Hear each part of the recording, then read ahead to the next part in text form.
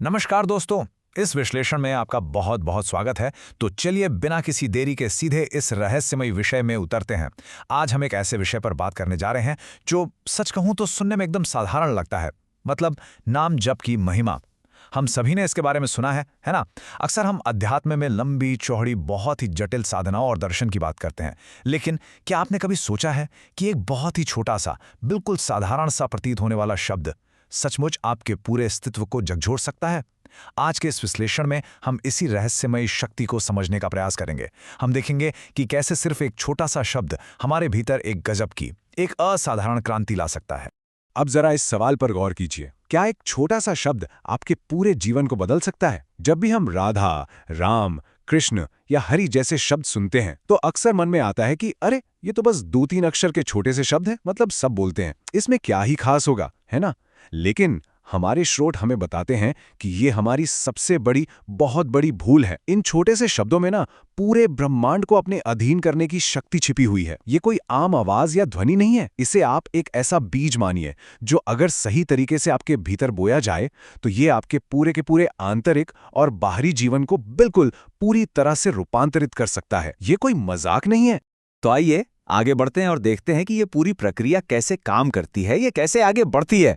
देखिए, ये कोई रातों रात होने वाला कोई जादू या चमत्कार नहीं है, बल्कि एक बहुत ही गहरी आंतरिक यात्रा है। इसकी सबसे पहली सीढ़ी है गुरु से नाम प्राप्त करना। और यहाँ एक बात बहुत ध्यान देने वाली है।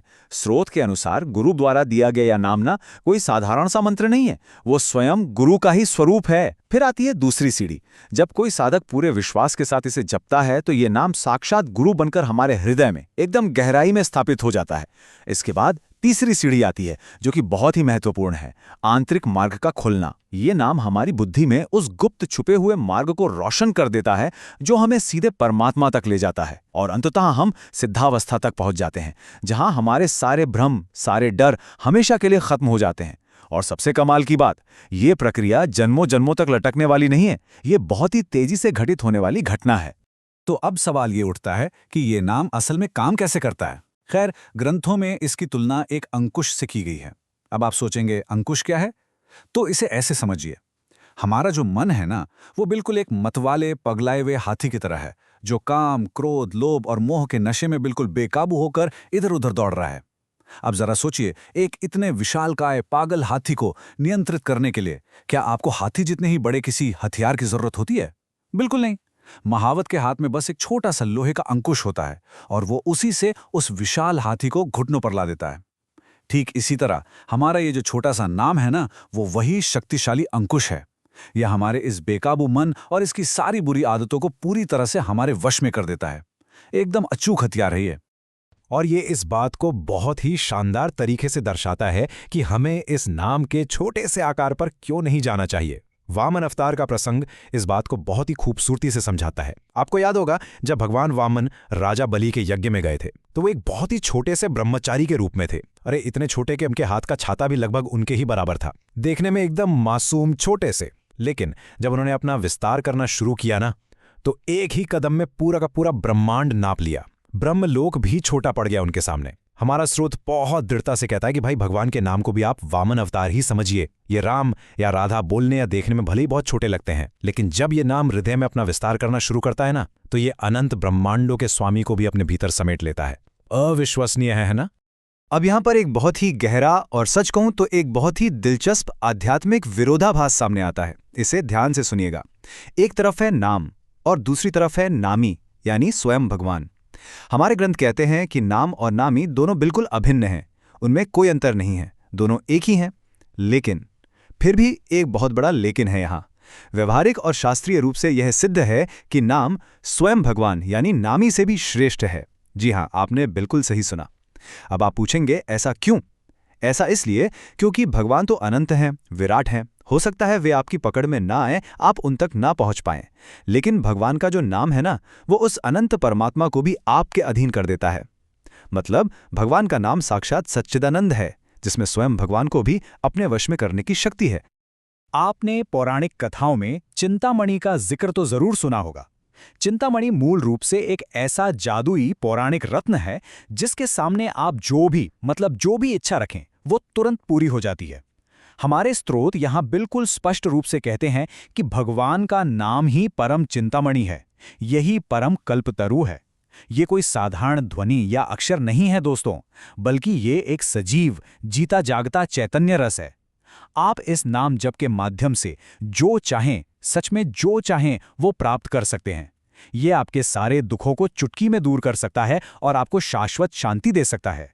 लेकिन रुकिए, यहाँ स्रोत हमें एक बहुत बड़ी चेतावनी भी देता है कि इस असीम, बेहिसाब शक्ति का उपयोग हमें बहुत सोच समझ के करना चाहिए। महाराष्ट्र के महान संत तुकाराम जी महाराज का ये कथन देखिए, ये इस पूरे विश्लेषण का असली सार है। वो कहते हैं, तुका म्हणे नाम चैतन्य निज धाम। इसका सीधा सार्थ ये है कि नाम कोई जड़ वस्तु या सिर्फ किताब में लिखे अक्षर नहीं है, ये परम चैतन्य है, ये साक्षात भगवान का अपना धाम है। महान संतों ने इसे अपनी जिंदगी में अनुभव किया है। उन्होंने पाया कि नाम जपते जपते ये जो हमारा साधारण सा भौतिक शरीर है ना, ये भी एकदम दिव्य हो जाता है। आपको पता है, संत तुकाराम केवल विट्ठल विट्ठल नाम का जप करते हुए अपने इसी भौतिक शरीर के साथ ही परम धाम चले गए थे। ये इस बात का सबसे बड़ा प्रमाण है कि जिसके हृदय में नाम चल रहा है, साक्षात भगवान उसके भीतर, उसके दिल में विराजमान है। और यही बात हमें एक बहुत बड़ी और थोड़ी दिलचस्प चेतावनी की तरफ ले जाती है। 1 मिनट के लिए कल्पना कीजिए, आप दुनिया के सबसे महान सम्राट के दरबार में गए हैं और वो सम्राट आपसे खुश होकर कहता है, मांगो, जो चाहो मांग लो। और आप उससे क्या मांगते हैं? महाराज, मुझे 1 किलो गाजर दे दीजिए। या मान लीजिए आपके पास मणियों और हीरों से जड़ा हुआ एक बेहद कीमती बर्तन हो और आप उसे बाजार में देकर बदले में कांच की एक साधारण सी प्लेट खरीद लाएं। कैसा लगेगा? आप कहेंगे, भाई इससे बड़ी मूर्खता तो कोई हो ही नहीं सकती, है ना? तो स्रोत हमें यही समझाता है कि भगवान के नाम जैसी इस परम ब्रह्मांडीय शक्ति का उपयोग अपनी छोटी मोटी सांसारिक इच्छाओं, थोड़े से धन या बस बीमारियों को ठीक करने के लिए करना बिल्कुल ऐसा ही है, गाजर मांगने जैसा। ग्रंथों के अनुसार संसार की मिट जाने वाली चीजों के लिए इस महाधन को कभी खर्च नहीं करना चाहिए। इसके बजाय इससे वो मांगिए जो हमेशा रहता है, जो शाश्वत है, यानी परम शांति और भगवत प्रेम। अब आप शायद सोच रहे होंगे, ठीक है, लेकिन हमारी जो रोजमर्रा की जरूरतें हैं, रोटी, कपड़ा, मकान, उनका क्या? वो कैसे पूरी होंगी? तो स्रोत इसका बहुत ही प्यारा और सुकून देने वाला समाधान बताता है। अन मांगे आगे आवेगो। मतलब आपको भगवान के सामने जाकर अपनी इन छोटी छोटी लौकिक जरूरतों की सूची पढ़ने की, उनसे कुछ भी मांगने की कोई जरूरत ही नहीं है। अगर आप पूरी निष्ठा से निरंतर नाम जप कर रहे हैं तो भगवान स्वयं, जी हां, खुद आपकी हर छोटी बड़ी जरूरत का ध्यान रखते हैं। आपको अपने मुंह से कहना भी नहीं पड़ेगा और आपकी सारी आवश्यकताएं अपने आप पूरी हो जाएंगी। बिल्कुल वैसे ही जैसे सर्दी आने से पहले ही प्रकृति खुद हमारे लिए गर्म कपड़ों की व्यवस्था कर देती है ना? भगवान सब जानते हैं, वे सर्वज्ञ हैं। वे आपके एक एक पल को, आपकी हर जरूरत को देख रहे हैं। आपको बस उन पर छोड़ देना है। अब इस बात को गहराई से समझने के लिए स्वामी हरिदास जी महाराज का ये अद्भुत उद्धरण देखिए। ये हमारी पिछली बात को और भी मजबूती देता है। वे कहते हैं, हरिभज छान न मान नर तन को, मति बाँचे तिल तिल धन को। आसान शब्दों में कहें तो केवल भगवान का भजन करो, इस नाम का लगातार जप करो और तुच्छ छोटे मोटे सांसारिक धन की इच्छा तो बिल्कुल भी मत करो। देखिए, होता क्या है ना, यदि आप अपनी सांसारिक कामनाओं को पूरा करने के लिए नाम जपेंगे तो हाँ, आपकी कामनाएं तो पूरी हो जाएंगी, वो तो बहुत छोटी चीज है। लेकिन आपकी जो मुख्य आध्यात्मिक यात्रा है, भगवत प्राप्ति का जो आपका लक्ष्य है, उसमें बहुत बहुत बड़ा विलंब हो जाएगा।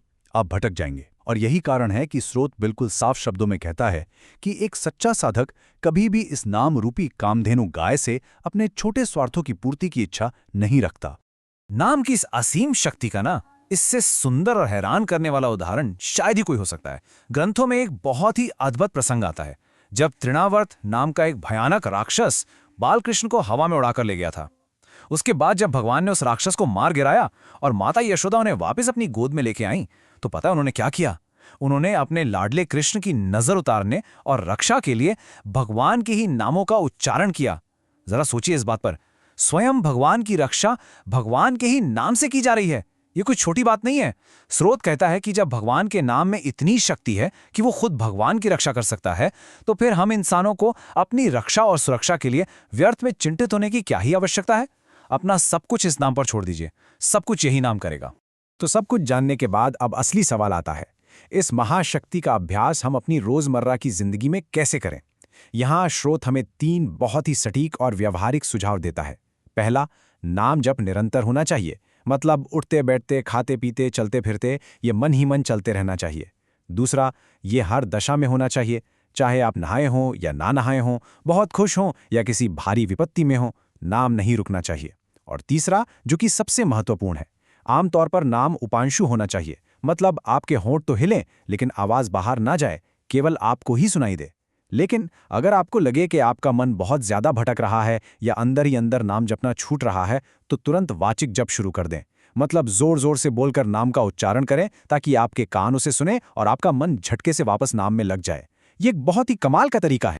और जब आप इस तरह से पूरे समर्पण के साथ निरंतर नाम जपते रहते हैं ना, तो एक दिन आप उस परम चरम अवस्था तक पहुंच जाते हैं जिसे कहते हैं अणु अणु में, रेणु रेणु में भगवत साक्षात्कार। ये वो अद्भुत अवस्था है दोस्तों, जहां आपके भीतर के सारे डर, सारे पाप हमेशा के लिए जलकर राख हो जाते हैं। आप जिधर भी देखते हैं, चाहे वो कोई इंसान हो, पेड़ हो या कोई पत्थर, आपको हर चीज में अपना इष्ट, अपना भगवान ही दिखाई देता है। आप गहराई से महसूस करते हैं कि भगवान सर्वत्र हैं और सब कुछ भगवान में ही है। और एक बहुत ही रहस्यमयी, बिल्कुल रोंगटे खड़े कर देने वाली बात जो स्रोत हमें बताता है, जब आप नाम जप रहे होते हैं ना, तो ऐसा बिल्कुल नहीं है कि केवल आप ही भगवान को याद कर रहे हैं। ठीक उसी पल, उसी क्षण स्वयं भगवान भी आपका स्मरण कर रहे होते हैं। ये एक इतनी अमूल्य और अद्वितीय स्थिति है जिसे शब्दों में बयां करना सच में नामुमकिन है।